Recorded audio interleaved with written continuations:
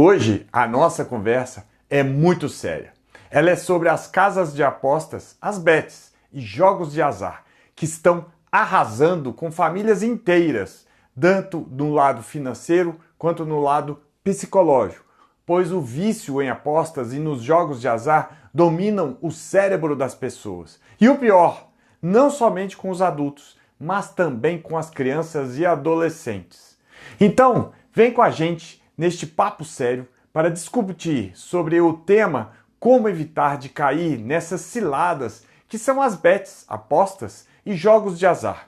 Fique conosco até o final e ainda daremos 5 dicas de como afastar seus filhos das bets e jogos de azar. Olá, eu sou Evandro Conte da EUSA Escola de Empreendedorismo para Crianças e Adolescentes, empreendedor, empresário e pai do Thiago e do Lucas.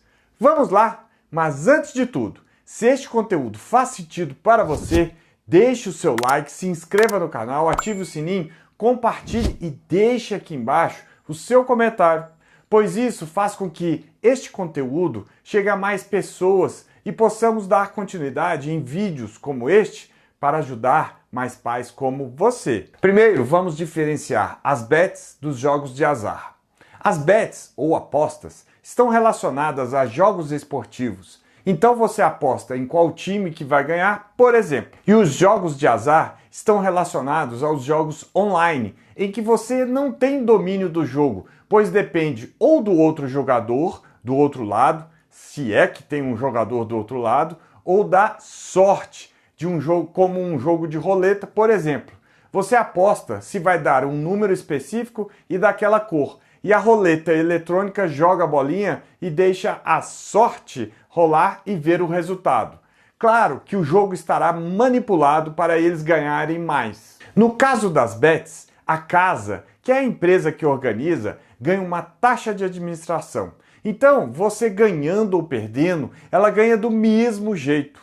No caso dos jogos de azar, pode ter a taxa de administração e ainda eles podem ficar com o seu dinheiro da aposta e você pode até endividar. Por isso que todas essas empresas, as bets e jogos de azar, ganham tanto dinheiro, estão dominando o mundo. É propaganda em tudo que é lugar, não é mesmo? Acontece que no cérebro, os efeitos desses jogos de azar e das bets são semelhantes aos obtidos com as drogas. São ativados os sistemas de recompensa e a sensação de prazer com a liberação de hormônios como a dopamina. Com isso, os apostadores e jogadores não querem parar mais. E as apostas virtuais mexem com as emoções e crenças que ganham reforço social e criam ilusões nos apostadores, geralmente homens jovens. Segundo a psicóloga Elizabeth Carneiro, abre aspas, eles são influenciados por amigos ou familiares e acreditam que as vitórias são mais determinadas por habilidades, estratégias e conhecimento do que pelo acaso. São distorções cognitivas. Fecha aspas. Por isso que tanto os jogos de azar e as bets se tornaram vícios, pois mexem com o psicológico dos apostadores. Para quem quiser aprofundar mais nessas questões da psicologia financeira, recomendo aqui 2 livros excelentes. Um é o Mentes Consumistas, da psiquiatra doutora Ana Beatriz, e o outro é a Psicologia Financeira, de Morgan Housel. Agora que vocês entenderam como funcionam as bets e os jogos de azar e como eles viciam os apostadores, vamos ver as consequências disto, isto é, o estrago nas famílias. Veja aí na tela de vocês do site da Febraban, que é a Federação Brasileira dos Bancos. Mais de 85% das pessoas que fazem apostas online estão endividadas. Isto é, na esperança de conseguir algum dinheiro fácil para pagar as dívidas, elas gastam o que já não tem para fazer as apostas. Elas têm que entender que poucos, muito poucos, ganham e que a grande maioria perde o dinheiro. Veja outra consequência. Segundo pesquisa feita pelo Datafolha, as apostas comprometem até 20% do orçamento livre todos os meses das classes C, D e E, que são as que mais apostam, sendo que conseguem recuperar em média 10% do valor gasto. Percebem como é dinheiro jogado fora? Para entender melhor este orçamento livre, é o que sobra depois de ter pagado itens essenciais como saúde, moradia e alimentação, que segundo o IBGE, que é o Instituto Brasileiro de Geografia e Estatística, dá em média 20% do salário mínimo. Isto é, se uma pessoa recebe um salário mínimo de 1.412 em 2024, 22% é o que sobra depois de ter pagado as principais contas. Estamos falando de R$ 312, sendo que 20% deste valor, isto é, R$ 62, gastam em apostas para ter um retorno médio de R$ 6,20. Jogam fora R$ 56 do dinheiro que já é curto e suado. Por isso é muito importante você ter um orçamento doméstico e segui-lo à risca para acompanhar onde estão sendo gastos, o que você recebe e a quantidade. Seja focado e disciplinado no seu orçamento e não dê espaço para apostas e jogos de azar. E assim ficará longe de problemas em sua vida e para a família. Os truques para atrair o consumidor vão além da publicidade. A maioria das bets e caça-níqueis, por exemplo, oferecem crédito gratuito para começar a jogar. A primeira fisgada vem acompanhada de um prêmio e a promessa de ganhos maiores. Até que em determinado momento a pessoa começa a perder, mas vai sendo estimulada a ir adiante para recuperar o dinheiro e ter lucro. Só que não consegue recuperar. E o lado psicológico? Em 1980, o vício em jogos apareceu pela primeira vez como um transtorno impulsivo na terceira edição do Manual de Diagnóstico e Estatístico de Transtornos Mentais, o DSM, a maior referência da área. Na quinta edição, publicada em 2013, foi classificado como uma dependência. Ainda que não haja nenhum composto químico envolvido, os jogos de azar atuam no cérebro de maneira semelhante aos vícios em álcool e outras drogas. O DSM estima que até 0,3% da população mundial sofra com esse problema. São 24 milhões de pessoas. Mudanças de comportamento, gastos injustificáveis, endividamento e mentiras são alguns sinais de que algo não vai bem e que deve chamar a atenção de familiares e pessoas próximas. Fique atento a episódios de vendas de pertences, roubo e até fuga de casa. Segundo Hermano Tavares, coordenador do programa ambulatorial do jogo patológico do Instituto de Psiquiatria do Hospital das Clínicas da Faculdade de Medicina da USP, identificada a independência, a terapia cognitivo-comportamental é a principal abordagem a ser adotada para dar suporte ao paciente e ajudá-lo a fazer um manejo da necessidade de julgar, treinar habilidades para resistir aos impulsos, fazer a prevenção de recaídas e não sucumbir caso elas ocorram.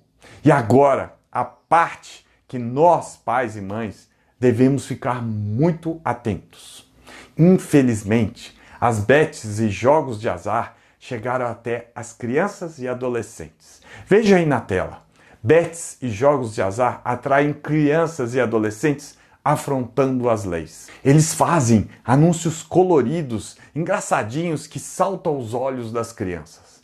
Para os amantes do futebol, e aí falamos de crianças, adolescentes e adultos, fazem propagandas nas camisas dos times e nos campeonatos de futebol. Sei que é difícil controlar o celular dos filhos, mas é necessário saber por onde eles andam no mundo da internet. Utilize o programa do celular de controle para menores de idade com a finalidade de você acompanhar e até restringir por onde o seu filho anda na internet. Através de jogos online, são feitas diversas propagandas das bets e dos jogos de azar. Até influenciadores mirins já estão vendendo os jogos de azar para o seu público também mirim.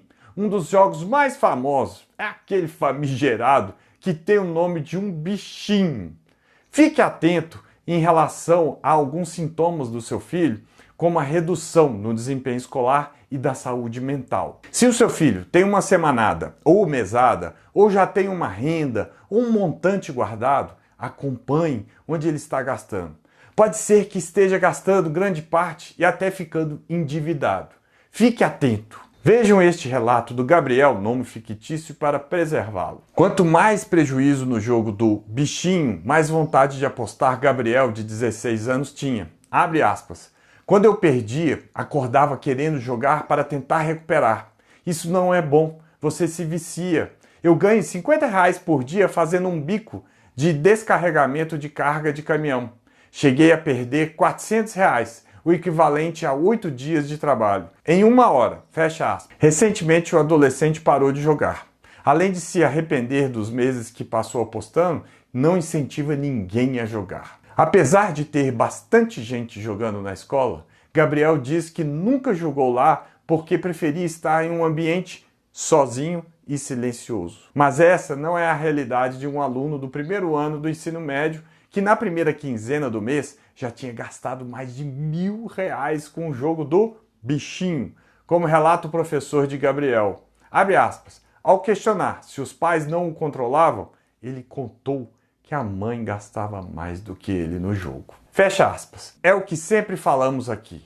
Nós, pais e mães, somos os exemplos para os filhos. Segundo um estudo da UNICEF, Agência da Organização das Nações Unidas, ONU, para a Infância, 22% dos adolescentes entrevistados afirmam que apostaram em jogos de azar pela primeira vez aos 11 anos ou menos, e 78% começaram aos 12 anos ou mais.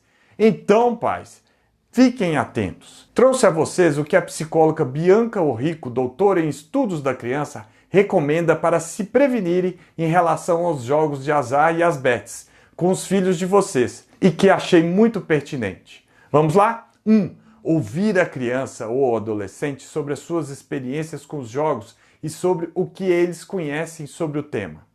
2. Estabelecer o diálogo de forma amigável e acessível para criar um vínculo de confiança, evitando a linguagem punitiva que faça com que a criança não queira mais conversar ou acredite que vá levar uma bronca. Por exemplo. 3. Associar a preocupação ao aspecto viciante dos jogos, ressaltando a importância de haver equilíbrio.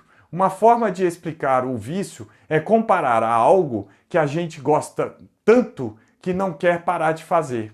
Então, embora pareçam divertidos, lúdicos e interativos, esses jogos podem se tornar algo prejudicial para o desenvolvimento delas. 4. Perguntar se os influenciadores que a criança ou adolescente segue divulgam esse tipo de jogo e reforçar que essa não é uma prática saudável. E 5. Mostrar que as ações realizadas na internet têm efeitos práticos, podendo inclusive haver prejuízo monetário. Vale também esclarecer que ao utilizar o cartão de crédito dos pais para uma compra, mesmo que não se possa ver o dinheiro, há despesas que precisarão ser pagas. Tema muito importante, concordam? Vamos conversar com os nossos filhos e alunos? E este tema está relacionado a 2 de nossos eixos de conteúdo aqui na EUSA Escola de Empreendedorismo para Crianças e Adolescentes, que é a educação financeira e aspectos socioemocionais.